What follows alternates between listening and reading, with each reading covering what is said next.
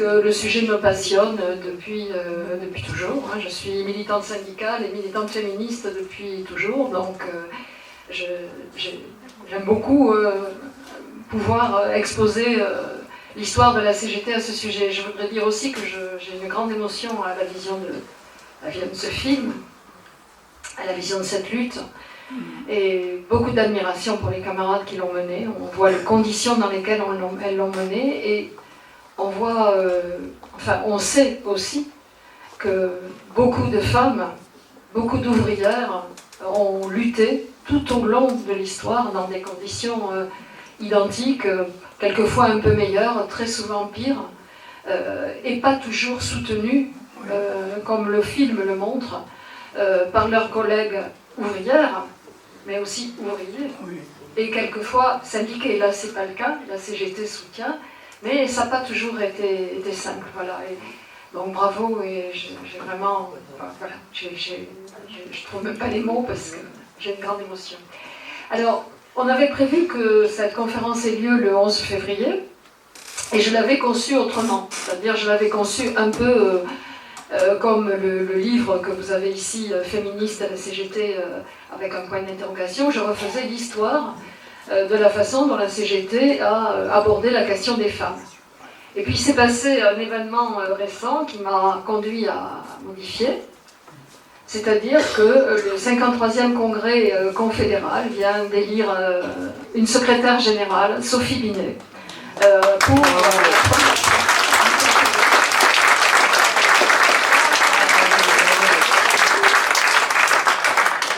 C'est la première fois depuis 128 ans qu'existe la CGT, et votre réaction montre que nous sommes toutes et tous très fiers que ce soit enfin possible.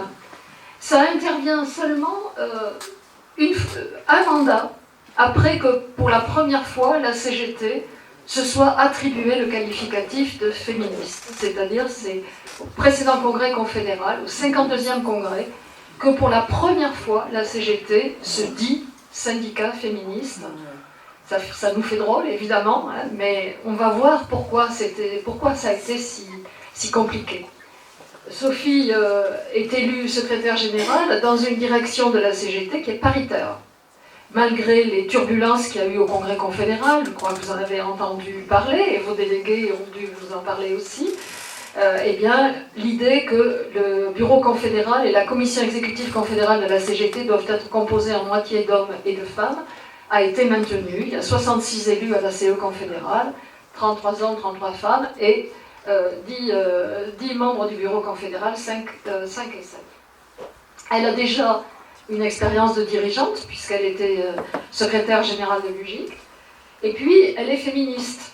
Et on va voir tout au long de cet exposé qu'il ne suffit pas d'être une femme pour être féministe, de la même façon qu'on peut être un homme et être féministe, parce que le féminisme, ce n'est pas une question de sexe, c'est une question d'idées et de vision du monde et de la société. Donc on va voir ça au long de la conférence.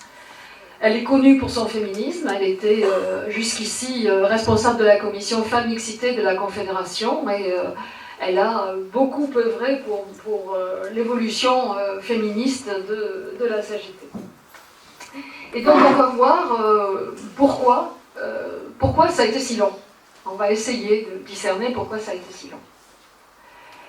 Alors, féminisme et syndicalisme, une relation compliquée. Compliquée depuis le début.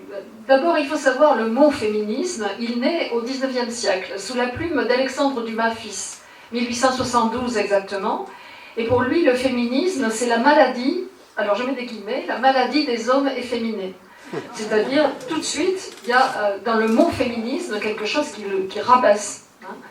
Et c'est en 1882, qu'Hubertine Auclair, qui est une féministe, reprend le mot péjoratif, elle le détourne, elle en fait un étendard, et elle se revendique du féminisme. Et à partir de là, les choses changent, et le féminisme commence à ressembler à ce que nous connaissons aujourd'hui.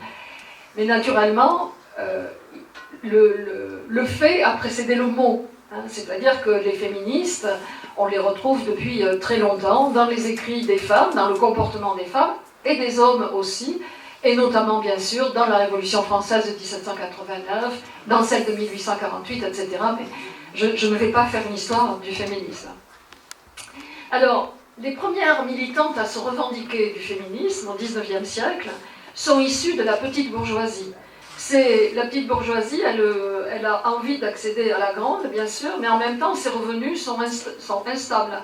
Et donc, elle se dit que peut-être si leur fille travaillait, amener quelque chose, enfin amener un rapport à la maison, ça pourrait les installer davantage dans leur situation. Et donc elles essaient de faire que leurs filles accèdent à l'éducation et à certains métiers, pas tous bien sûr à l'époque. Et donc les premières féministes sont des femmes qui savent écrire, qui savent parler, qui sont issues pour la plupart de cette petite bourgeoisie, même si déjà il y a quelques ouvrières. Et elles cherchent à organiser les femmes pour porter les revendications des femmes et leur faire gagner des droits égaux pour tous. Il y a eu une espèce de rupture, si vous voulez, avant 1848, avant la révolution de 1848, ce qu'on appellerait aujourd'hui féministe, mais qui ne s'appelait pas encore comme ça, mais le mouvement pour l'égalité des droits des femmes, était porté par les révolutionnaires, par les militants et les militantes d'avant-garde, etc. Mais 1848 débouche sur la décision du suffrage universel masculin. Et là, il y a une rupture, et les féministes, celles qui veulent l'accès aux droits égaux pour les femmes, se désolidarisent en quelque sorte du mouvement révolutionnaire, du mouvement prolétariat. Il y a un début de césure qui se fait sur cette question du suffrage universel. De l'autre côté, enfin de notre côté, du côté de la CGT, qui est fondée en 1895, donc vous voyez, hein, le mot féminisme, Hubertine Auclair 1882, la CGT 1895, on est dans le même bain, on est dans la même époque. La CGT est traversée de plusieurs courants d'idées quant au travail des femmes. Dans les courants d'idées, il y a beaucoup les proudhoniens qui influencent beaucoup les ouvriers, et Proudhon était, sur la question des femmes, absolument épouvantable. Hein. Pour lui, une femme, c'était à la maison, ou bien une prostituée, mais ça ne pouvait pas être une travailleuse. Il a des phrases assez horribles à ce sujet. À qui Jules Guesde répond très clairement, Jules Guesde qui a aussi beaucoup influencé, une grande influence dans les débuts de la CGT, qui est du courant marxiste, et qui dit la place des femmes n'est pas plus à la maison qu'ailleurs, elle est partout. Et donc aussi au travail. Position de Jaurès également, très progressiste sur ces questions. Et puis il y a la masse des ouvriers, et parmi les fondateurs de la CGT, on sait que les fondateurs de la CGT étaient pour beaucoup des ouvriers de métier qui voyaient déjà d'un mauvais œil le salariat, parce qu'ils estimaient que le salariat les privait de la liberté qu'ils avaient d'organiser leur travail et leur temps de travail, et encore plus hostiles au travail des femmes, parce qu'ils voyaient les femmes comme des concurrentes qui allaient faire baisser les salaires, ce en quoi ils ne se trompaient pas. Hein. Les patrons ont utilisé le travail féminin pour faire baisser les salaires, et puis aussi remettant en cause leur rôle de chef de famille. Alors, il ne faut pas juger avec nos regards d'aujourd'hui ce qui se passait à l'époque. Au fond, ils se sentaient mal dans leur peau si leurs femmes travaillaient, ça voulait dire pour eux, pour leurs collègues, qu'ils n'étaient pas capables d'assurer la vie de leur famille. Et ça les dévalorisait à leurs propres yeux, en quelque sorte. Tout ça fait que la question du travail des femmes a occupé la CGT jusqu'à la guerre de 14 de façon très contrastée. J'ajoute que c'est un débat pour l'essentiel entre hommes, parce que les femmes, elles commencent à travailler, et ce débat, elles en ont pas grand-chose à faire. Alors justement, la question du travail des femmes. Les femmes ont toujours travaillé, hein, non seulement pour élever les enfants dans la famille, mais pour gagner de l'argent. Mais leur travail était absolument invisible. Elles étaient domestiques, nounous, lingères, ou alors elles travaillaient sous la conduite de leurs maris qui, eux, étaient rémunérés à la tâche, à la pièce, et répartissaient sur la famille, sur leurs femmes, sur leurs enfants, le travail à effectuer pour un patron, un donneur d'ordre, le donneur d'ordre étant la négociation se faisant avec le donneur d'ordre. C'est la deuxième révolution industrielle à la fin du XIXe siècle qui fait entrer les femmes dans le travail salarié, essentiellement ouvrier, et au début assez peu nombreuses. Elles sont assez peu nombreuses à travailler, mais dans des conditions très dures, pour ne pas dire épouvantables. Et tout ça, je l'ai dit. Donc, ce côté épouvantable des conditions de travail des femmes accrédite l'idée, enfin donne de l'eau au moulin à tous ceux qui sont contre le travail des femmes, en particulier les églises, qui disent, tout le mouvement chrétien, tous les penseurs qui ont de la sympathie pour les femmes trouvent que les conditions sont épouvantables à l'usine et qu'elles seraient mieux effectivement à continuer un travail domestique à la maison, etc. Donc il y a dans les critiques à l'égard du travail des femmes des critiques à caractère économique, la question des salaires, et puis des critiques paternalistes en disant, sous prétexte de protéger les femmes, on ne les fait pas entrer à l'usine, on les garde à la maison et du coup on les prive de cette visibilité et de cette autonomie que va leur donner le travail salarié. Donc ça, c'est tout ce qui traverse le débat qui traverse la CGT naissante. Et dans ce même temps, les féministes sont assez peu sur la question du travail des femmes. Elles sont mobilisées, très mobilisées sur la question du droit de vote, sur la question de l'éducation des filles, sur la question des métiers, disons, éduqués, diplômés auxquels peuvent accéder les filles. La situation des ouvrières, elle les préoccupe assez peu, et c'est le début d'une incompréhension entre mouvement féministe et mouvement syndical. Alors les étapes du travail des femmes, avant 1914, la majorité des femmes qui travaillent sont domestiques, une faible proportion devient ouvrière. Vous le savez, pendant la guerre de 14, les femmes remplacent les hommes partout. N'oublions pas les grèves de 1917 des midinettes. On les appelle midinettes, ce sont des couturières, elles travaillent dans le vêtement, et elles prennent leur pause à midi, elles déjeunent dans la rue d'une déjeunette. Donc midi, déjeunette, ça devient midinette. C'est ça le qualificatif, c'est l'origine du qualificatif midinette. Mais aussi les munitionnistes, qui vont faire des grèves très importantes en février 1917, donc en pleine guerre, pour les salaires, pour la semaine anglaise, c'est-à-dire la durée du travail, et pour le retour des poilus, c'est-à-dire la paix. Et une deuxième vague de grève aura lieu à l'automne 1918, avant l'armistice, et alors qu'on ne savait pas que la guerre allait se terminer. Et ce sont ces deux grèves qui conduiront à ce qu'en 1919, on crée les conventions collectives et la journée de 8 heures pour la première fois. Je ferme la parenthèse, c'est un autre livre que je viens d'écrire pour l'IHS.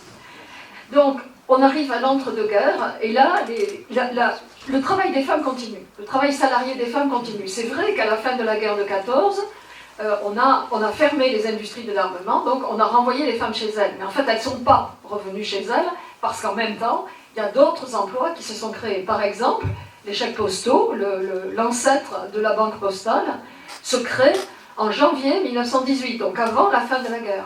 Et dès le début, les salariés qui y travaillent sont pour 80 ou 90% des femmes. Et ça, c'est les femmes, le travail des femmes se développe systématiquement dans les nouveaux métiers, dans les nouvelles filières. Ça, c'est une donnée permanente. Et donc, les services commencent à se développer entre les deux guerres. On fait appel à des employés, et ces employés seront, dès le début, très majoritairement des femmes.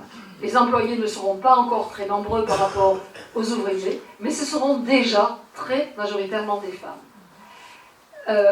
Après la libération, donc après la Deuxième Guerre mondiale, le travail salarié des femmes se développe, en même temps que se développent les grandes banques, les grands magasins, le début des services, et les femmes arrivent massivement dans ces emplois. À partir des années 60, on constate qu'elles s'arrêtent de moins en moins pour élever leurs enfants.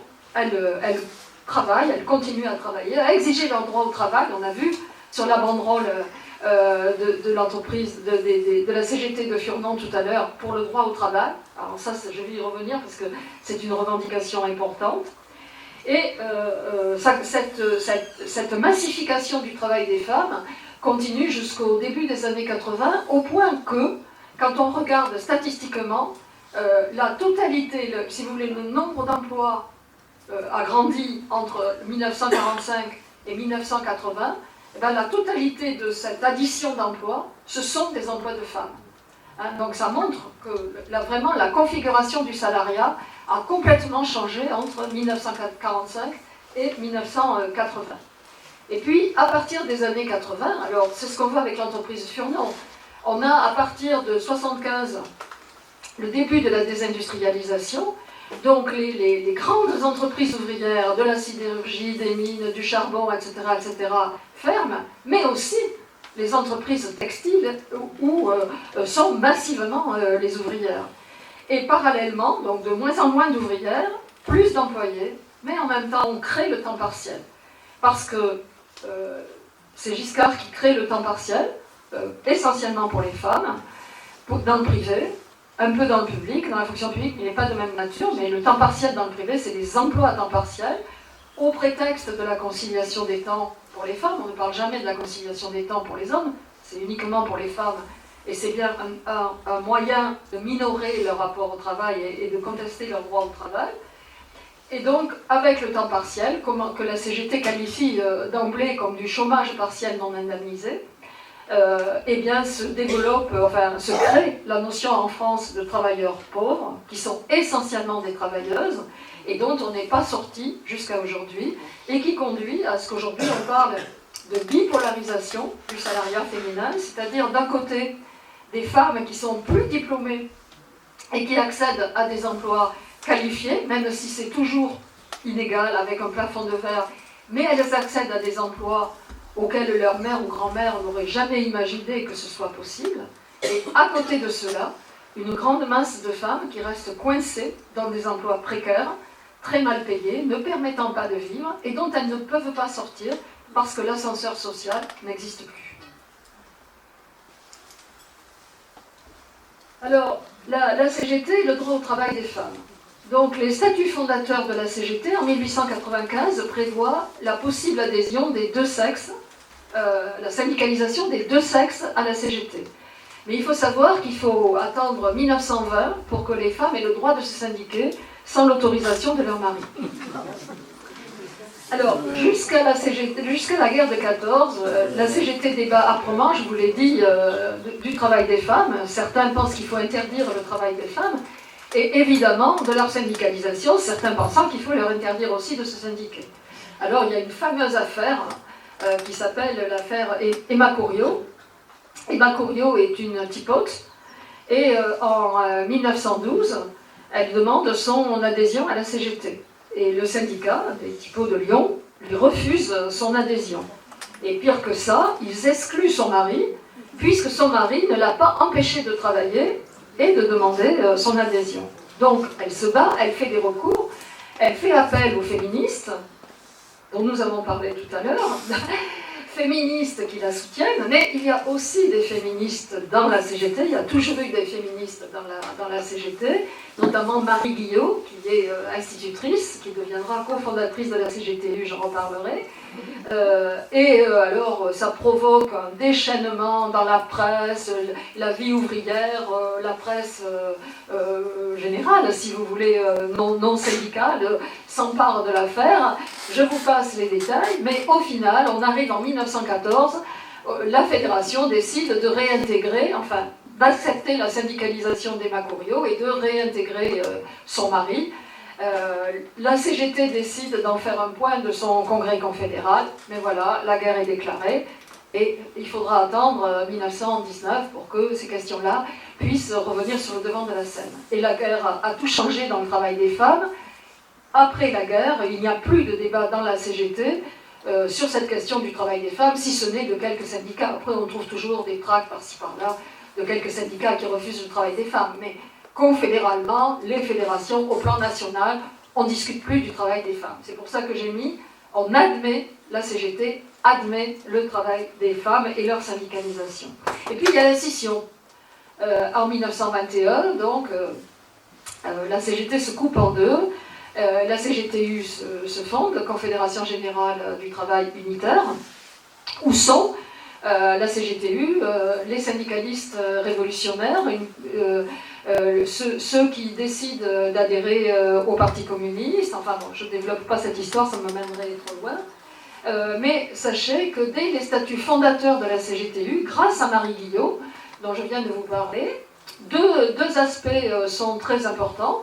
C'est que dans les statuts de fondateurs de la CGTU, il est prévu, 1, la création de commissions féminines syndicales, et 2, qu'avant chaque congrès de la Confédération, il faudra réunir une conférence des femmes syndiquées. Ce qui se fera tout le temps de l'existence de la CGTU. À la réunification, en 1936, comme par hasard, les commissions féminines disparaissent, les conférences féminines disparaissent.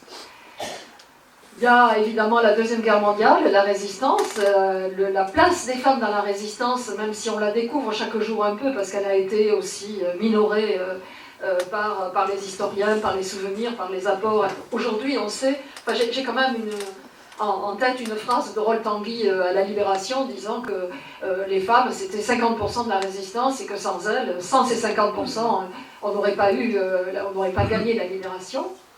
Mais malgré le silence global fait sur la résistance des femmes, elles ont en quelque sorte gagné leur galon et elles gagnent donc le droit de vote des femmes au plan politique en 1945, malgré tout un quart de siècle après que les femmes aient obtenu le droit de vote et le droit d'être éligibles aux élections professionnelles dans le travail, ce qui montre que le travail des femmes est précurseur par rapport aux questions politiques. Et donc, à la Libération, la CGT, alors là, on parle de la première femme secrétaire confédérale de la CGT, Marie Couette, qui vient des PTT. C'est elle qui est la première femme à la Libération, secrétaire confédérale de la CGT. Elle vient de la CGTU et elle refonde les commissions féminines à la Libération. Alors, on parle du féminisme. Donc, elle tient des propos. Un journaliste l'interroge. Êtes-vous féministe? Elle récuse absolument le terme, elle dit en aucun cas. Mais si vous voulez, quand on lit ce qu'elle a fait, ce qu'elle voulait, vers quoi elle tendait, aujourd'hui, qu'elle le veuille ou non, on l'appellerait féministe. Simplement, le mot faisait peur parce que le mot incluait l'idée de lutte des sexes plutôt que lutte des classes. Je vais y revenir tout à l'heure.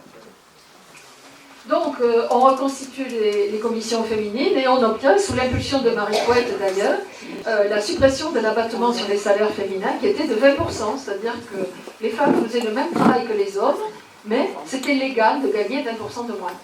Et la CGT menait cette bataille, on l'obtient donc seulement à la Libération. Et à partir de ce moment, 45-50, mais 50 absolument certains, la CGT affirme la revendication du droit au travail des femmes. C'est-à-dire, elle ne fait pas qu'admettre le droit au travail des femmes, elle revendique le droit au travail des femmes, et elle en fait la pierre angulaire de toutes ces revendications. C'est-à-dire, elle se dit, si je prends telle revendication, est-ce que ça favorise le travail des femmes, ou est-ce que ça va à l'encontre du travail des femmes? Et c'est pourquoi la CGT se prononce très clairement contre le temps partiel, parce qu'elle voit dans le temps partiel une pression pour le retour des femmes à la maison, dans les tâches domestiques, et une rupture d'égalité. Et cette question du droit au travail des femmes, qui n'est pas le droit à l'emploi, qui est le droit au travail plein et entier, c'est-à-dire à s'épanouir dans le travail, à se reconnaître dans le travail, à se syndiquer, à militer, à faire changer le travail, etc. Ça devient une revendication angulaire pour la CGT jusqu'à ce que toutes les femmes travaillent, comme c'est le cas, donc jusqu'à une période très, très récente. Alors, à partir des années 60, la place des femmes dans le travail ne fait plus débat, je l'ai dit, les femmes y arrivent de plus en plus massivement, et elles y restent, hein, même lorsqu'elles ont des enfants, elles s'arrêtent de moins en moins souvent pour travailler. Et donc, la CGT, évidemment, revendique pour elles. Et là se posent quelques problèmes. Par exemple, la question de la durée du travail est très forte dans les années 60 et la CGT organise deux conférences qui ont un très grand retentissement dans le pays, y compris à la télé. Hein, c'est le début de la télé, et la télé en rend compte. Et il y a un débat, la CGT demande des réductions du temps de travail spécifiques pour les femmes. Et ça fait débat en interne, parce que, évidemment, par rapport au droit au travail, c'est un problème. Si on revendique des mesures spécifiques en matière de temps de travail pour les femmes, alors il y a le risque qu'elles ne soient pas pleinement égales dans le travail et qu'on les maintienne dans les tâches domestiques bon. Et donc ça provoque un choc qui conduira quelques années plus tard à ce que la revendication de la CGT devienne une revendication de baisse du temps de travail pour les parents salariés de jeunes enfants. Hein, c'est-à-dire une revendication de baisse du temps de travail sans baisse de salaire pour les parents de jeunes enfants, revendication qui me paraît très porteuse d'avenir et que je crois on serait bien avisé de reprendre aujourd'hui. Donc la CGT combat le temps partiel, je vous l'ai dit. À la fin du XXe siècle, elle passe de la notion d'activité spécifique à la notion d'activité mixte. Activité spécifique, c'était les commissions féminines, les collectifs féminins, c'est-à-dire, moi par exemple, quand j'ai commencé à militer, j'étais une jeune femme, hop, collectif féminin. Et moi j'avais toujours vécu dans la mixité, c'est l'effet générationnel, hein. J'étais allée à l'école mixte, au lycée mixte, etc. Moi j'ai ressenti ça comme un ghetto. Et j'ai fait partie de celles qui se sont battues pour qu'on change cet état de fait, même si les collectifs féminins et les commissions féminines ont permis à beaucoup de femmes d'émerger, de s'affirmer et de devenir des dirigeantes à part entière de la CGT. Donc on parle d'activité mixte à partir de la fin du XXe siècle, début du XXIe, avec l'idée que la CGT doit véritablement devenir une organisation où les femmes et les hommes sont égaux à part entière, égaux par rapport aux revendications, par rapport aux modalités d'action, par rapport aux responsabilités, au partage des responsabilités, bien sûr, dans la syndicalisation. Et puis, au début du XXIe siècle, la CGT intègre la question des violences sexistes et sexuelles dans le travail, dans la société, dans le travail, mais aussi en interne CGT, à sa façon d'aborder les questions. Et puis, ma petite conclusion, c'est qu'il y a toujours eu des féministes à la CGT, même si le mot faisait peur. Donc je vous ai parlé de Marie Couette, qui ne voulait pas de ce mot-là, alors que quand franchement vous lisez ce qu'elle écrivait, c'est une féministe d'avant-garde. Mais la première à avoir repris le mot, c'est Madeleine Colin, c'était en 1980, dans un livre qu'elle a écrit qui s'appelle « Ce n'est pas d'aujourd'hui ». Et on sent qu'elle aborde le problème avec des pincettes, parce qu'elle cite le Larousse. Qu'est-ce que c'est le féminisme? C'est la défense des droits pour l'égalité, donc elle cite, voilà, et ça, si vous voulez, elle ne pousse pas plus loin. Mais pour des jeunes femmes, enfin, ma génération, j'étais jeune à l'époque, c'était important parce qu'on a pu reprendre ce mot à notre compte, un peu comme l'a fait Hubertine Auclair en 1882, et lui donner un contenu syndical, un contenu où on lit à la fois lutte de classe et lutte pour transformer les rapports sociaux de sexe. Alors du côté des féministes maintenant, je vous ai parlé des débuts.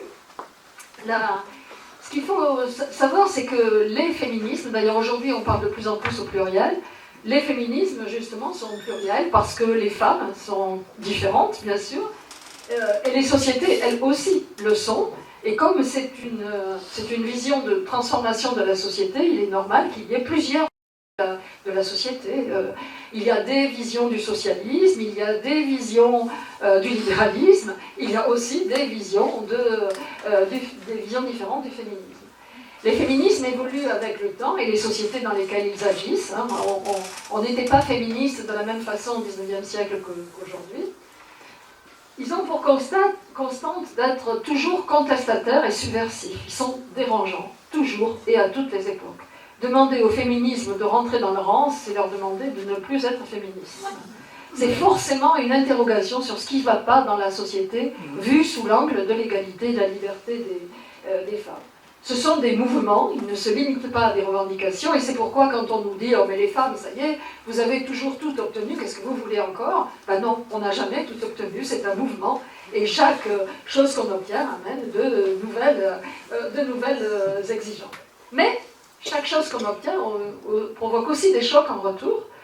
C'est ce qu'on appelle le backlash, ou si vous voulez le retour en arrière, ou le boomerang. Enfin bon, on peut prendre plusieurs expressions, c'est-à-dire que chaque fois qu'on progresse, bam, derrière, ça se remobilise, et on voit aujourd'hui les remises en cause de l'avortement, du droit à l'avortement, pardon, aux États-Unis. En France, à la fois on nous dit qu'on va le mettre dans la Constitution, mais de notre côté, vous avez vu qu'on n'a plus les pilules abortives, les pharmacies sont en panne d'approvisionnement en matière de pilules abortives, et un certain nombre d'hôpitaux n'ont plus les moyens d'accueillir les femmes qui veulent avorter, donc il faut passer les délais, etc. Donc c'est insidieux, mais ça fait partie des remises en cause des acquis féministes. Autre caractéristique, les féminismes ont une dimension internationale très forte. Il y a des liens très importants entre les féministes à l'échelle du monde, et ça se renvoie sans arrêt la balle. Moi, j'ai souvent, par exemple, les suffragettes. J'ai longtemps cru que c'était un mouvement qui était parti de Grande-Bretagne. Or non, les Anglaises ont copié les Françaises qui ne voulaient pas, enfin qui se battaient contre le suffrage universel masculin après la Révolution de 1848. Et elles se sont inspirées des Françaises, elles ont développé leur modalité d'action, puis les Françaises se sont inspirées de ce que faisaient les suffragettes en Grande-Bretagne.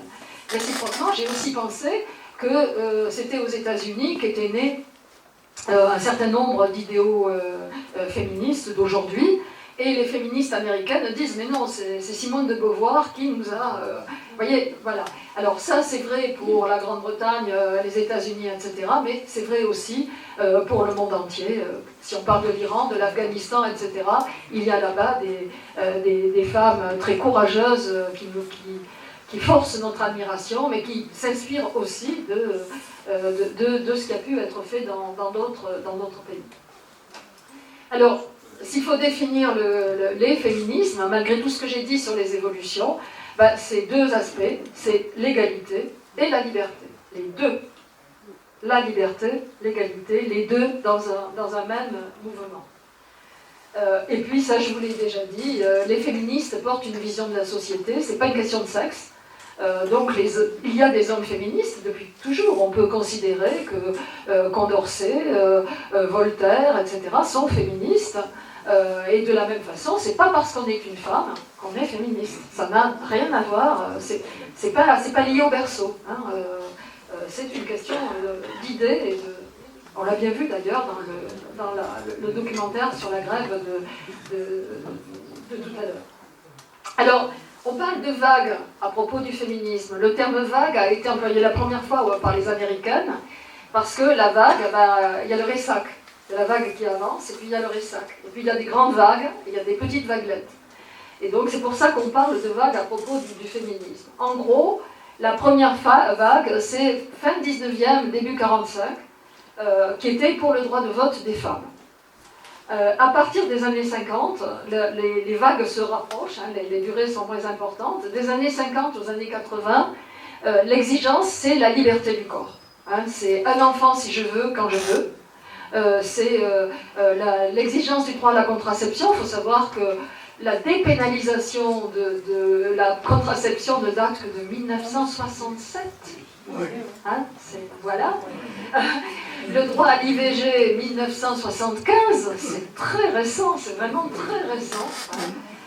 Et ce sont donc ces années-là. Alors je cite Simone de Beauvoir, ce fameux « On ne naît pas femme, on le devient », qui est de 1949 dans le deuxième sexe.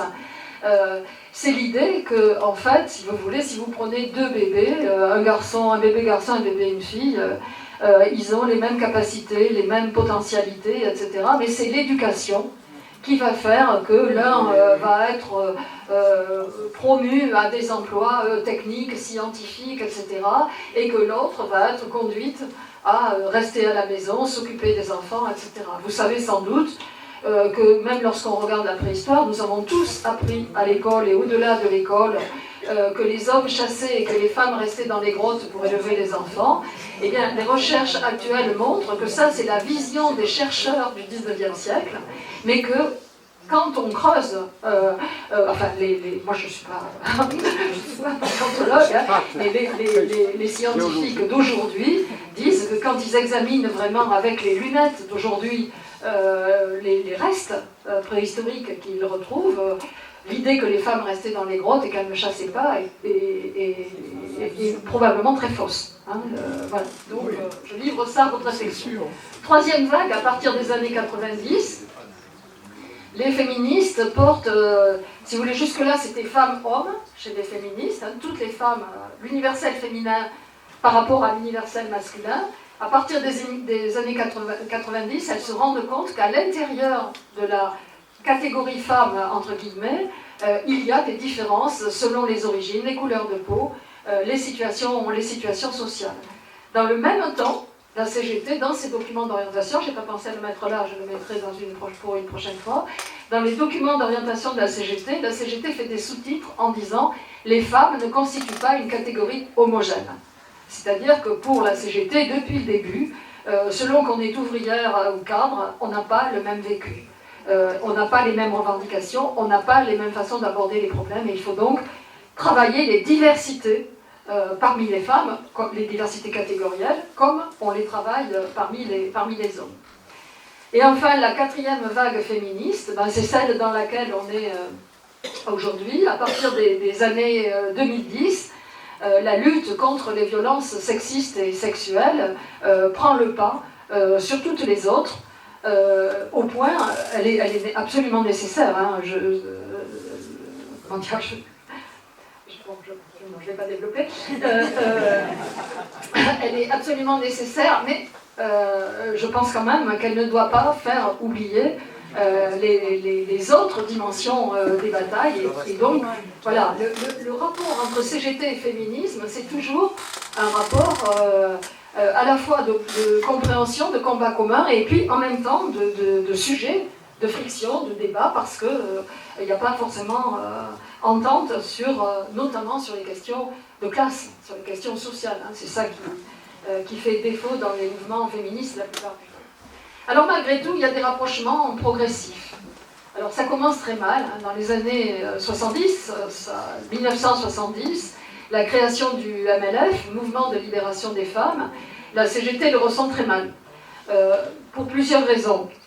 D'une part, le MLF est créé par les mouvements d'extrême gauche, et après 68, entre la CGT et l'extrême gauche, le torchon brûle. Et la CGT se sent mise systématiquement en accusation par l'extrême gauche, donc ça vient de là, ça va pas, si vous voulez, c'était pas bien parti. Mais pas que. C'est-à-dire que la plupart, enfin beaucoup des militantes du MLF disent, dans le livre je donne les références, hein, je ne pars pas de rien, que la lutte des sexes doit se substituer à la lutte des classes. Et ça, évidemment, pour la CGT, c'est impensable. C'est impensable. L'ouvrier n'est pas l'ennemi de l'ouvrière. C'est pas l'ouvrier qui fait l'exploitation de l'ouvrière, même s'il peut contribuer à un mieux-être ou à un plus mal-être. Mais c'est quand même l'exploiteur commun qu'il faut examiner. Donc là, vraiment, ça frictionne. Là, on ne se comprend pas. Ça va très mal.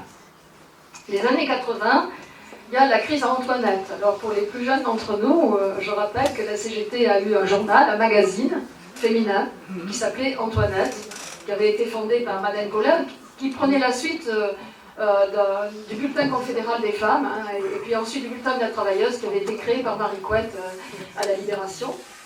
Mais Antoinette était un magazine mensuel de la CGT. Au meilleur de son tirage, c'était en 1975, Antoinette tirait à 70 000 exemplaires.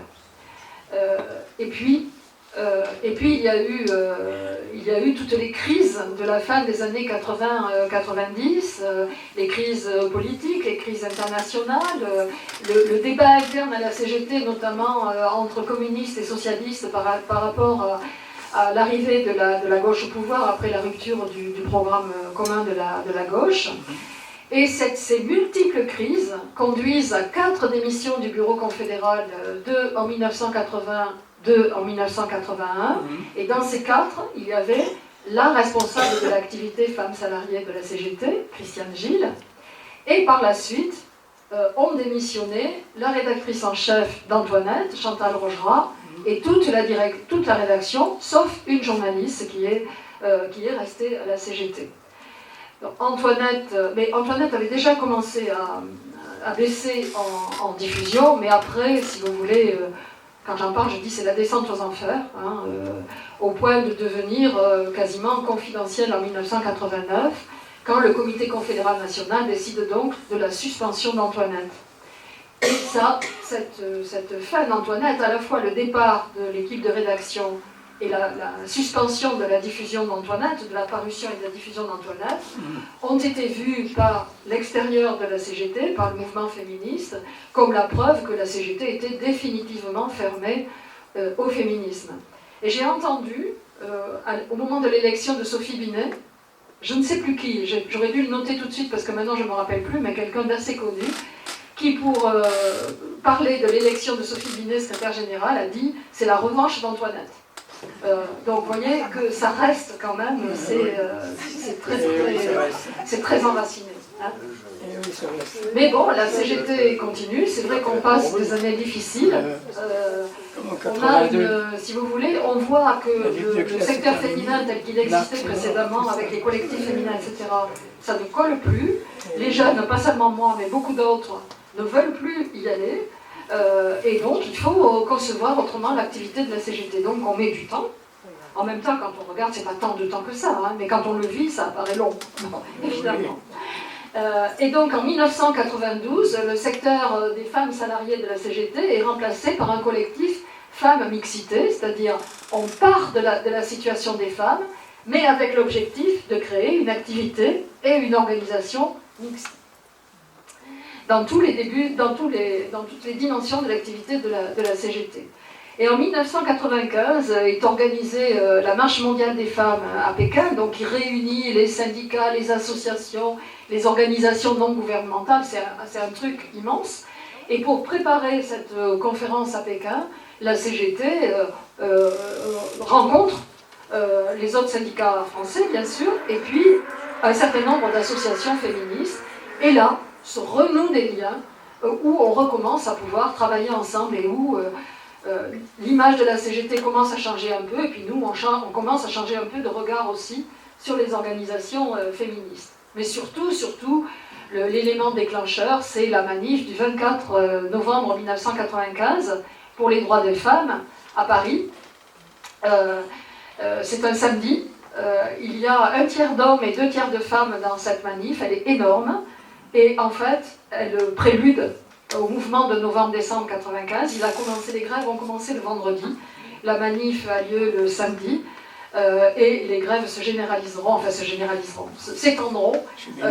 à partir de la semaine suivante. Hein. Donc, à partir de là, beaucoup de choses changent sur ces questions, et en interne CGT, et dans le mouvement féministe. Et d'ailleurs, la CGT est cofondatrice du collectif national pour les droits des femmes, qui a eu un très grand rôle jusqu'à une période très récente. Et du fait aussi du travail des femmes, les associations féministes, qui est adhérent des associations féministes? Des femmes qui sont salariées, et qui, dans les associations féministes, amènent aussi les problèmes qu'elles ont de boulot, le plafond de verre, le harcèlement, etc., etc. Donc les associations féministes, du coup, sont plus en prise avec les réalités du travail qu'elles ne l'étaient dans les phases précédentes. Alors, maintenant, l'enjeu de l'égalité dans la CGT. En 1999, pour la première fois, la direction confédérale de la CGT est paritaire. Et elle le restera jusqu'à aujourd'hui. Je précise que c'est pas entré dans les statuts, parce que la dernière réforme statutaire importante date de 1995. Donc cette parité n'est pas entrée dans les statuts. Elle fait, pour élaborer des listes de candidatures pour la commission exécutive confédérale. On l'a vu encore pour le dernier congrès confédéral. C'est dur, ça renacle quelquefois. Quelquefois, il y en a qui essayent de ne pas respecter les critères. Mais globalement, la CGT, dans sa majorité, tient sur cette question des critères. Chaque organisation qui présente des candidats doit présenter un candidat et une candidate, de façon à ce que, lorsqu'on arrive à définir la commission exécutive à l'intérieur des candidatures déposées. Bon, on est un réservoir suffisant de candidatures féminines pour pouvoir avoir la parité. Et au moment du congrès, on présente une liste paritaire, ce qui est le cas encore cette fois-ci. Je n'avais pas mis dans l'ordre, j'aurais dû mettre 1995, je me suis relue je ne sais pas combien de fois, je ne l'ai pas vu. Donc, pardon pour 1995 d'abord. Les nouveaux statuts de la CGT, c'est la grande réforme statutaire. Hein. Ils affirment que la CGT agit contre tous les systèmes d'exploitation et de domination et pour l'égalité professionnelle. Donc on est bien assis dans nos statuts. 1999, la parité. Et puis après, ça va de plus en plus vite. 2007, le CCN adopte la charte égalité dans la CGT qui prévoit un certain nombre de modes de vie, disons, de caractéristiques de notre mode de vie. Et cette charte égalité dans la CGT intégrera les statuts en 2013. En 2015, nous tenons la première journée confédérale contre les violences sexistes et sexuelles. Un record de participation. On était dans une grande salle, la plus grande salle de la Confédération, et on n'avait pas assez de place, il y avait du monde assis partout, etc. D'où on a déduit qu'on avait un grand problème, qu'il fallait qu'on le traite, et on a décidé de le traiter, on a pris les dispositions, et cela a conduit à ce qu'en 2017, la direction confédérale crée une cellule de veille contre les violences sexistes et sexuelles internes à la CGT. Donc c'était avant MeToo. Hein. Je fais partie des membres fondateurs de cette cellule, mais je viens de la quitter au congrès confédéral parce qu'il faut, c'est ma décision. Pas parce que je change d'optique, hein, mais parce que là je viens et qu'il faut passer la main. Le 8 mars 2015, alors sous l'impulsion de Sophie Binet, justement, elle a veillé à ce que chaque 8 mars, il y ait des initiatives de la Confédération marquantes, si vous voulez, qu'on crée quelque chose à chaque 8 mars. Et le 8 mars 2015, c'est le premier rapport de situation comparée interne à la CGT, qui est fait par deux chercheuses, et qui donc regarde le nombre de femmes syndiquées, le nombre de femmes dans les adhésions, le nombre de femmes dans les collectifs de direction, des UD, des FED, le nombre de femmes secrétaires générales, etc. Et puis chaque année, on compare et on regarde si on avance ou pas. Et donc, la CGT aujourd'hui, eh bien, donc, ce rapport de situation comparée, il est présenté au Comité confédéral national chaque année. En février 2023, le 8e a été présenté. Il montre un progrès de la part des femmes dans la syndicalisation, c'est-à-dire le nombre de femmes syndiquées progresse de presque 5% en 13 ans. C'est lent, mais c'est réel. Hein. Mais ce qui est important, c'est de voir que les femmes, donc elles représentent 39% des syndiqués à la CGT, mais elles représentent 48% des nouvelles adhésions. Et 48%, c'est pratiquement le chiffre, la proportion qu'elles sont parmi les salariés. Ça signifie donc que les femmes n'ont pas plus de difficultés que les hommes à se syndiquer, contrairement à une idée reçue. Mais que par contre, c'est dans notre fonctionnement interne, c'est une fois qu'elles sont dedans, que notre fonctionnement interne ne leur permet pas, ou mal, d'arriver à égalité dans les responsabilités. 24% des secrétaires généraux du D et de FED sont des femmes. Alors je précise, hein, 24% des secrétaires généraux de FED d'un côté, 24% des secrétaires généraux du D de l'autre. C'est merveilleux la CGT, il y a le professionnel et l'interprofessionnel, et la statistique elle est la même pour les deux instances. J'ai relu 2 fois parce que je me suis dit c'est bizarre, mais non, c'est bien ça. 43% des secrétaires d'union régionale sont des femmes, donc là il y a un bon pourcentage, et 34% des membres de collectifs de direction des UD et des FED, c'est-à-dire des commissions exécutives d'UD et de FED. Et enfin, les femmes représentent 44% des titulaires de mandats nationaux de représentation de la CGT. Mais vous savez que depuis la loi Rebsamen, on devrait arriver à 50%, donc on est encore au-dessous de ce à quoi la loi nous oblige. C'est dire si les résistances sont fortes.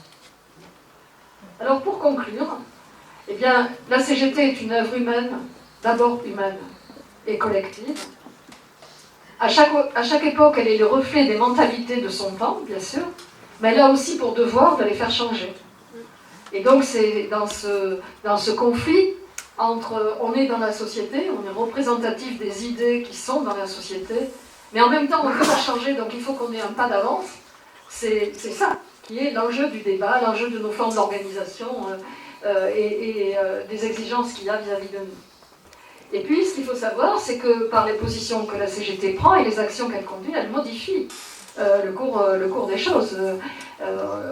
Par exemple, donner de la visibilité aux ouvrières en lutte, c'est faire émerger la question des... même si les ouvrières, elles se battent pour leur salaire, pour leurs emplois, elles ne se battent pas pour le féminisme, mais les faire apparaître leur lutte, les rendre visibles, c'est contribuer à modifier la vision qu'on a du rapport entre hommes et femmes dans la société, les faire apparaître comme des égales, et donc gagner ensuite des droits supplémentaires. Oui, alors, ça je l'ai déjà dit, le rapport au travail salarié des femmes n'a pas toujours été simple pour la CGT, mais n'empêche, elle a beaucoup contribué à ce que les travailleuses prennent leurs affaires en main par sa forme syndicale, et notamment le fédéralisme. Je pense que le fédéralisme, qui est le principe de base de la CGT, a été un atout puissant pour l'émergence de militantes et de dirigeantes, puisque le fédéralisme, ça permet à un syndicat d'entreprise où il n'y a que des femmes, ou à une profession où il y a une majorité de femmes, d'avoir leur propre syndicat, et même si les hommes n'étaient pas d'accord pour qu'elles arrivent à la direction de la Fédé, ma foi, elles menaient leur lutte, et elles arrivaient malgré tout à s'exprimer, à s'affirmer, et puis à conquérir des galons de militants. Et enfin, un souhait d'avenir, j'assume, vous le partagerez peut-être, en tout cas c'est bien, c'est que la CGT s'affirme toujours plus féministe et le soit véritablement, et aussi que les féminismes soient un peu plus imprégnés des réalités du travail des femmes et des réalités de classe. Voilà. Bravo.